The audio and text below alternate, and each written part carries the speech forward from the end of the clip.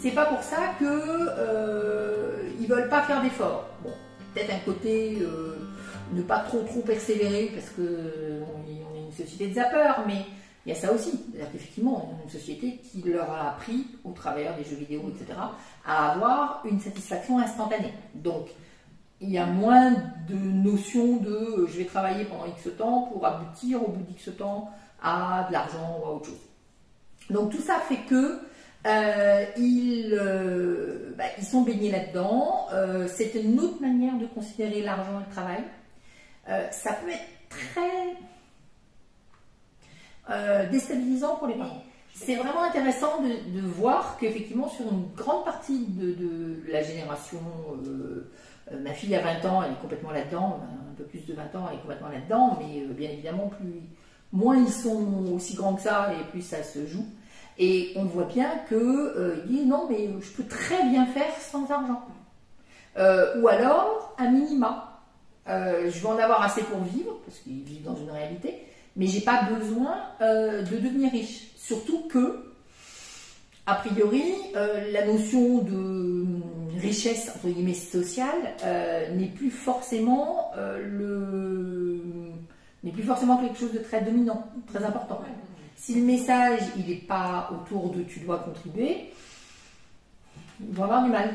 Donc ça c'est quelque chose d'ailleurs qu'on peut mettre en place très jeune avec les enfants.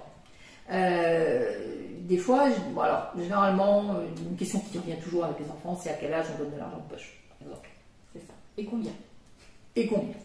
Alors, moi je dis, en fait, l'âge pour l'argent de poche, c'est assez facile. Donc, je vais cadrer ça sur le système scolaire français notamment, parce que c'est facile. Alors, ils vont peut-être nous apprendre, ils vont probablement nous apprendre à décorréler plus vite qu'on ne voudrait le travail et l'argent.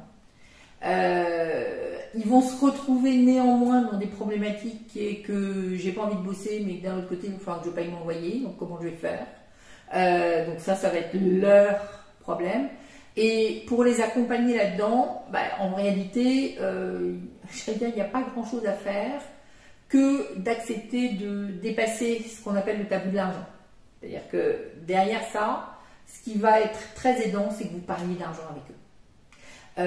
Pour nous, adultes, parents, ça peut être encore un sujet tabou. Ça peut être un sujet, donc qui dit tabou, il dit en fait secret. Tabou, c'est secret et c'est sale pour vous dans cette vie. Est-ce que tu as un exemple de croyance? Et de remettre quelque chose à la place. Alors les croyances, il peut y avoir des croyances qui sont des croyances sociétales qu'on va retrouver très au niveau de la société. Donc c'est l'argent c'est sale. Les riches sont des égoïstes, salauds, ils pensent qu'à eux, ils n'aident pas les autres, enfin bref, ils nous ont passé des meilleurs. Ça c'est aussi des croyances sur l'argent. Qu'est-ce qu'on peut avoir au niveau de la société? Il faut travailler pour gagner de l'argent, voire il faut travailler dur pour gagner de l'argent. L'argent ça pousse pas dans les arbres. Sous-entendu, c'est compliqué d'en avoir. Hein, ça c'est une croyance. Le fait que c'est compliqué de gagner de l'argent, c'est une croyance pure et simple. À partir du moment où vous enlevez cette croyance et que vous mettez à la place qu'en fait gagner de l'argent c'est un jeu, ou gagner de l'argent c'est facile, je ne sais pas s'il rentrera plus ou moins facilement, en théorie oui, mais par contre vous serez beaucoup moins à vous battre avec l'argent. Ça c'est clair. La vie sera bien plus sympathique. Et donc c'est vraiment ne pas se priver de parler d'argent.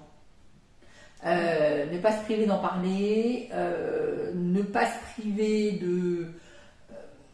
d'accepter d'être confronté au niveau des croyances type il faut travailler, ok, peut-être qu'il y a une autre manière de faire et ça c'est vous qui allez accepter qu'il y ait une autre manière de faire. Autrement dit, face à un enfant ou un ado qui va arriver en disant non mais ça sert à rien ton truc, soit on se braque, soit on regarde que peut-être c'est une autre vision de la vie.